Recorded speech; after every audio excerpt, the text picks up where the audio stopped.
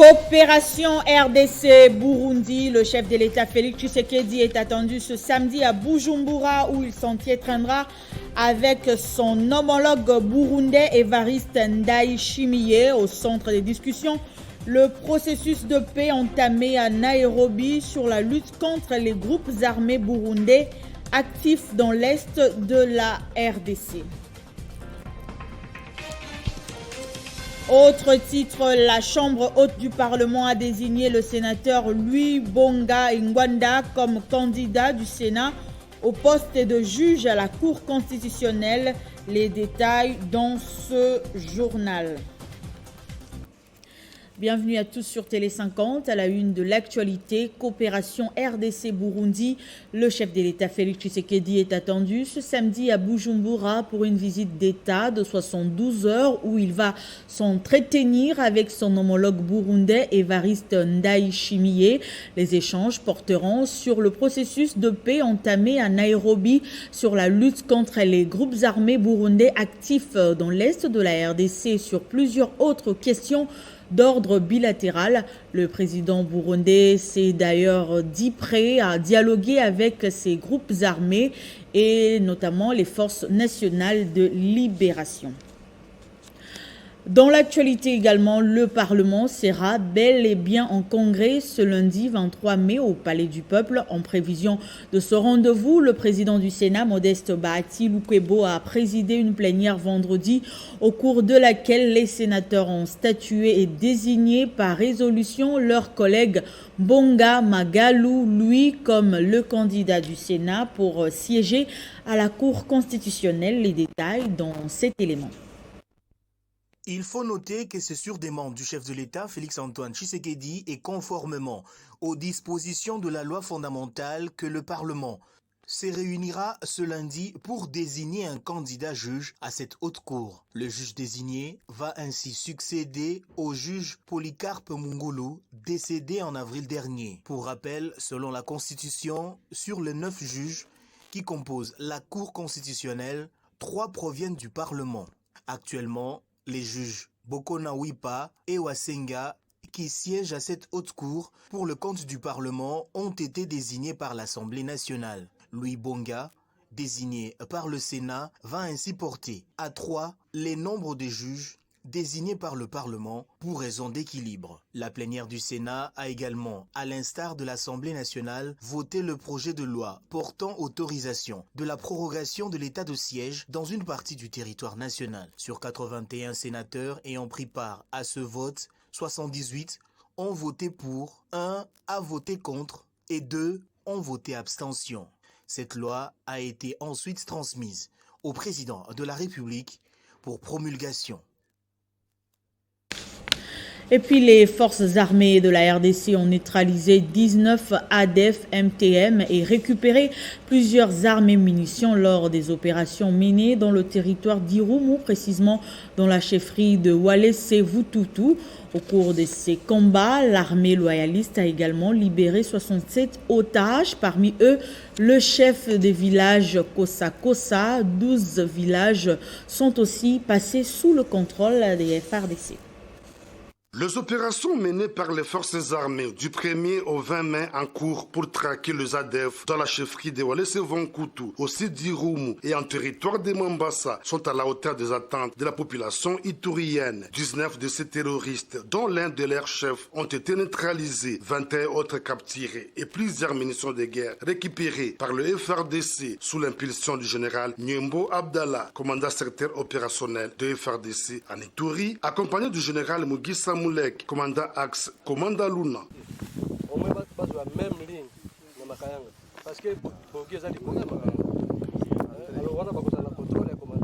À l'issue de ces opérations en profondeur, 12 localités sont passées sous contrôle de l'armée régulière, dont la puissance des faits a également permis la libération de 67 civils pris en otage par les ADF, parmi lesquels le chef du village Kosa Kosa. Suite à ces exploits, le lieutenant Jules Ngongo, porte-parole des forces armées en Ituri, appelle la population à continuer de faire confiance au FARDC. Les forces armées de la République démocratique du Congo ont mené les opérations depuis le 1er au 20 mai mai 2022 contre les ADF et leurs alliés en territoire d'Irumu et Mambasa.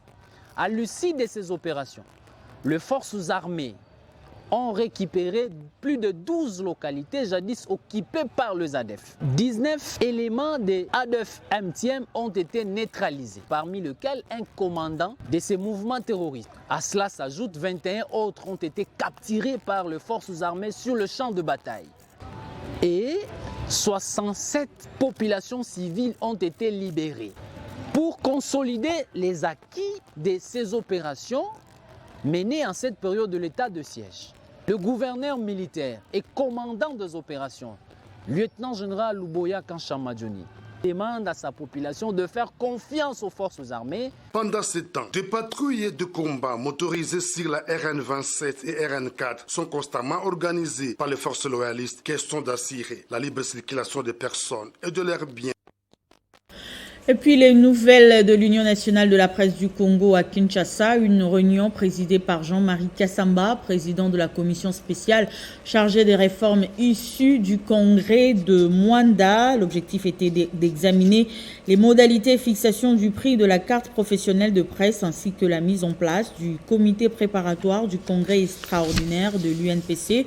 Pour lutter contre les moutons noirs dans la profession, 50 $ américains a été proposé comme prix d'achat de la carte de presse dont la délivrance se fera en passant obligatoirement par les sections respectives conformément à l'ordonnance loi du 12 avril 1981. Et s'agissant du congrès extraordinaire, la commission se charge de rencontrer le président national en vue de mettre à la disposition de tous les membres des organes de l'UNPC. Et puis le forum de réconciliation inter-Katangais marque certainement la fin de la crise de cohabitation et la tension sociale qui avait pris de l'ampleur dans l'espace Grand Katanga. C'est par exemple le cas du député PPRD Mathieu Kasuka Ouabanza, élu de Lubumbashi, qui avait vu son commerce saboté lors de la marche en faveur du pasteur Ngoï Mulunda que nous avons joint au téléphone. Alors, monsieur le député Mathieu Kasuka, vous avez participé au forum sur la réconciliation. Avez-vous réellement pardonné à vos détracteurs? Cette information est confirmée. Ça veut dire que je n'ai pas seulement pardonné ceux-là qui ont attaqué mon commerce, donc mes établissements à la Kenya, mais il y a moi-même qui était victime d'une humiliation. J'ai été tabassé comme un vulgaire, comme un malfrat, par la police de l'ENI qui était libérée par la province. Vous savez, cette police, on ne la libère pas n'importe comment. C'était une fois lors d'une marche de libération, de la demande de la clémence au président de la République sur une mesure de grâce en faveur du pasteur Ngoï Mulunda. Mais il fallait voir comment la marche a été dispersée avec des gaz lacrymogènes. Et moi, j'ai été tabassé. Aujourd'hui où je vous parle, je ne sais pas bien marcher parce que je venais de subir une intervention chirurgicale. Donc, j'avais tout ça comme problème. Bon, à l'issue de ce forum, où on nous a sérieusement entretenus sur le pardon, sur la valeur que porte ce mot-là, pardon, la profondeur. C'est comme ça que je me suis dit, pourquoi je vais continuer à garder des rancœurs contre mes frères et tout. Bon, je me suis dit, autant me libérer. Donc, j'ai pardonné tous ceux-là qui étaient dans cette manœuvre-là, parce que les policiers étaient venus avec mon nom, me cherchant où est Mathieu, lorsqu'ils ont identifié Mathieu et ils ont commencé à tabasser. Vous voyez que c'était un coup qui était monté, une cabale, mais Dieu est là. On nous a beaucoup demandé de nous pardonner et de voir tous dans la même direction, parce qu'on a dit, seul, on ne peut rien faire, mais ensemble, on peut faire même 10 pas. Et après la réconciliation, quel message vous lancez à tout le peuple congolais? Bon, le message fort d'abord à tous les Congolais, c'est que nous devons nous pardonner. Ça fait aujourd'hui, nous sommes au-delà de 60 ans, nous comptons au-delà de 60 ans depuis que notre pays est indépendant, qu'on essaye de se pardonner, qu'on essaye de faire comme on l'a fait ici au Katanga. On a parlé avec le cœur, on a fait parler le cœur. Chacun a crevé l'abcès, il a dit tout ce qu'il avait touché. Et cela nous permet à ce qu'on commence maintenant à réfléchir ensemble. Moi, je pense que c'est un exemple à suivre pour tous les Congolais. Si on peut un jour, je ne sais pas seulement aujourd'hui, un jour, on peut organiser des assises comme ça, où on peut se parler et puis voir tous dans la même direction. Parce qu'on n'a que ces pays, on n'a que ces RDC, on n'a que ces pays que nous sommes obligés de léguer aux générations futures. Mais avec quelle potentialité, avec quel mode de gestion, avec quelle richesse. Parce qu'aujourd'hui, on est en train de tout consommer.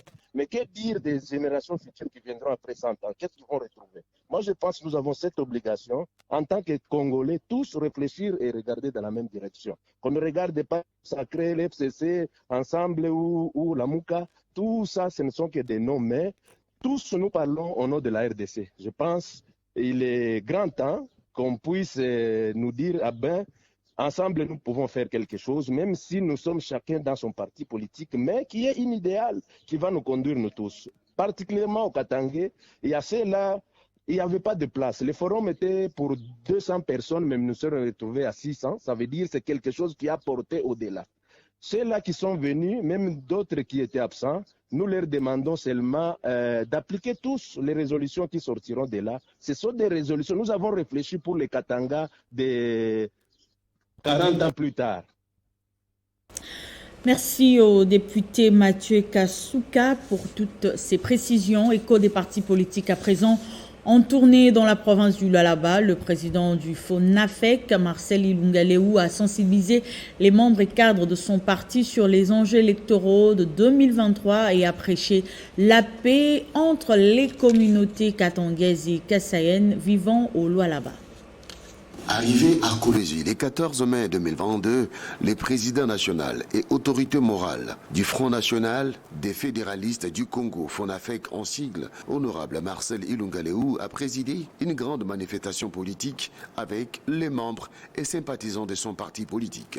Deux messages importants ont justifié sa présence dans la capitale mondiale du cobalt. Marcel Ilunga-Leou a lancé la redynamisation des activités de son parti politique, FONAFEC, à travers toute la province du Lualaba afin de mobiliser ses troupes et s'aligner dans l'ordre de bataille pour affronter les échéances électorales de 2023. En deuxième lieu, un appel à l'apaisement a été lancé. Nous invitons toutes les communautés à vivre en paix. Un appel à l'apaisement de toutes les communautés vivant dans le Lualaba en général et la communauté katangaise et kassayenne en particulier, qu'il a exhorté à privilégier la paix, la cohésion nationale et la cohabitation pacifique dans le strict respect non seulement des lois du pays, mais aussi des us et coutumes, valeurs et bonnes mœurs. Marcel Ilunga-Leou a mis en garde tous les leaders d'opinion qui mettent de l'huile au feu à travers leurs discours distillés dans les médias et réseaux sociaux de nature à radicaliser les positions des uns et des autres, à exhorter plutôt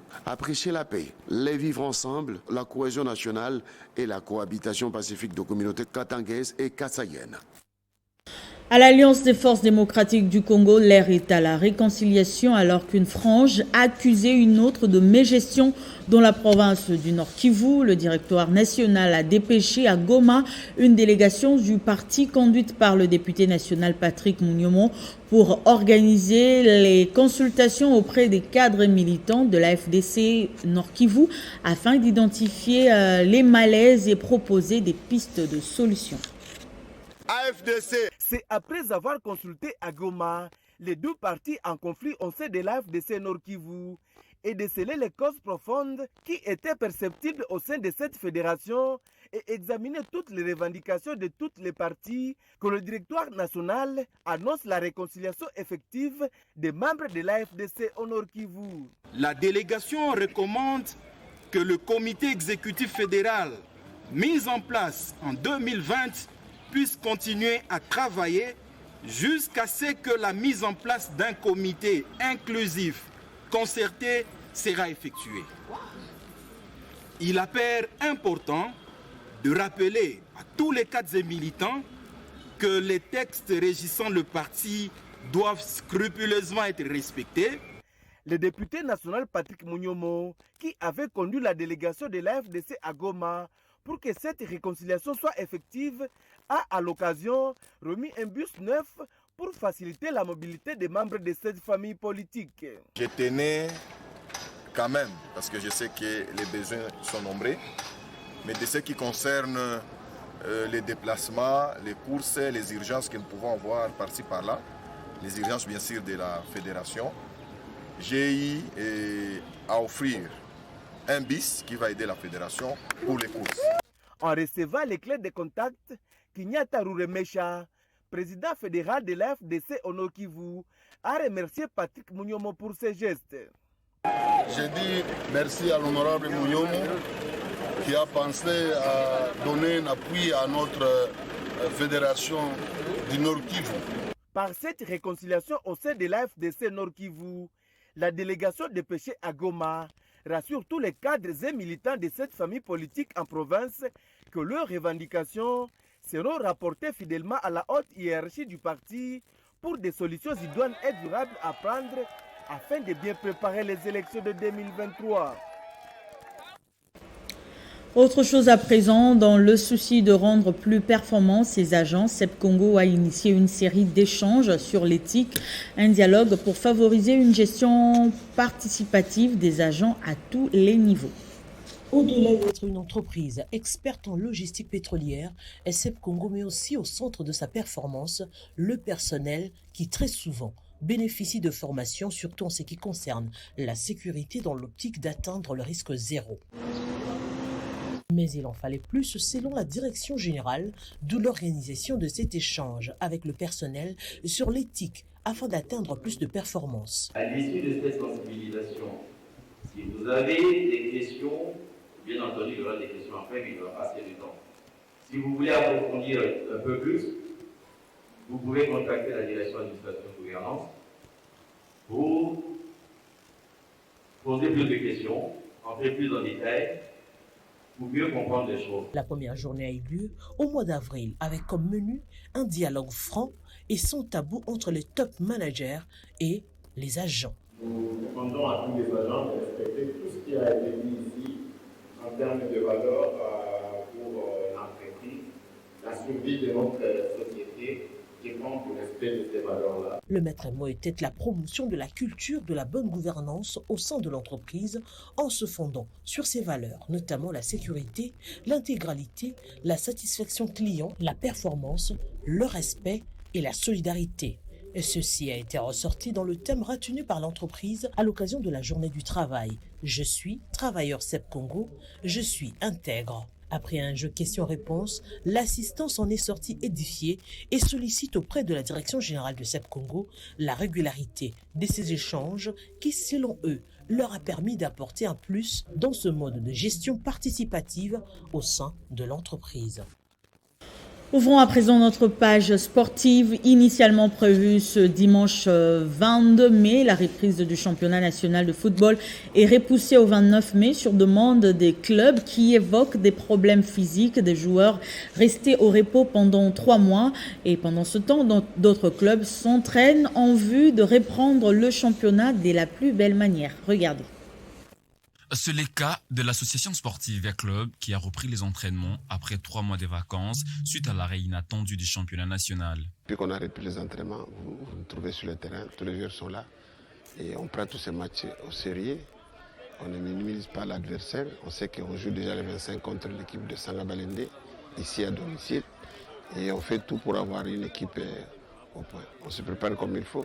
Je ne vois pas Via Club occuper la 3e place. On est là derrière Mazembe et on ne sait pas. Nous, c'est que la détermination est là. Ce qu'on sait, c'est qu'on doit absolument se comporter comme il faut pour arracher les 6 points. C'est la même chose pour le FC Santeloi Lupopo qui s'entraîne sous la houlette du coach Christian Braconi. Les Viettes sont plus que déterminés à finir le championnat en bonne position pour jouer les interclubs de la CAF la saison prochaine. Un sentiment de joie quand même, parce qu'on va reprendre la compétition. Mais aussi, c'est quand même de la tristesse de voir un championnat tel que le Congo avec des grandes équipes comme Mazembe, Lupopo et Vita arrêtés pendant 3 mois. Donc c'était vraiment un mix. Mais dans l'ensemble, on n'a pas lâché, on a continué les entraînements, on a été sérieux. Et je voulais même féliciter le staff technique parce qu'ils ont su nous tenir vraiment en haleine pour reprendre ce championnat. Quoi qu'il arrive, face à ces équipes, on sait qu'avec ou sans entraînement, ils vont venir face à nous pour gagner. On sait très bien que ces 2 équipes sont des grandes équipes. Ils ont l'habitude de jouer aussi l'Afrique. Donc nous, notre objectif aujourd'hui, on l'a jamais caché, c'est de finir premier ou deuxième. Donc on va aller chercher vraiment les 6 points et pouvoir donner cette fierté au peuple de Lupopo et surtout au président qui a fait d'énormes efforts pour qu'on arrive là. DCMP par contre n'est pas d'accord avec la reprise du championnat. Le club vert et blanc de Kinshasa avait même sollicité le report de son match du 28 mai contre le FC Santola Lupopo à Lubumbashi, une demande rejetée par la commission de gestion de la Linafoot. Après sa rencontre du mardi dernier, la DEFCO devra se réunir de nouveau pour élucider certains points et donner sa dernière position sur la reprise ou pas du championnat national. Et enfin, Florent Ibenge Kwangé gagne son premier sacre continental avec la Renaissance sportive de Berkane. Après avoir raté 2 finales avec les clubs en 2014 et en 2018, le technicien congolais a pu soulever hier son premier sacre avec l'équipe marocaine venue à bout d'Orlando Pirates d'Afrique du Sud. Après la séance de tir au but, au temps réglementaire, le score était d'1 but partout, rappelant que Florent Ibenge est à sa première saison avec la Renaissance sportive de Berkane. Ce journal est terminé, place au rappel de titres. Coopération RDC-Burundi, le chef de l'État Félix Tshisekedi est attendu ce samedi à Bujumbura pour une visite d'État de 72 heures où il s'entretiendra avec son homologue burundais Évariste Ndayishimiye. Au centre des discussions, le processus de paix entamé à Nairobi sur la lutte contre les groupes armés burundais actifs dans l'est de la RDC. Autre titre, la Chambre haute du Parlement a désigné le sénateur Louis Mbonga Ekwanda comme candidat du Sénat au poste de juge à la Cour constitutionnelle. Vous avez suivi les détails dans ce journal. C'était l'essentiel de l'actualité. Merci de rester fidèle au programme de Télé 50 et de Radio 50.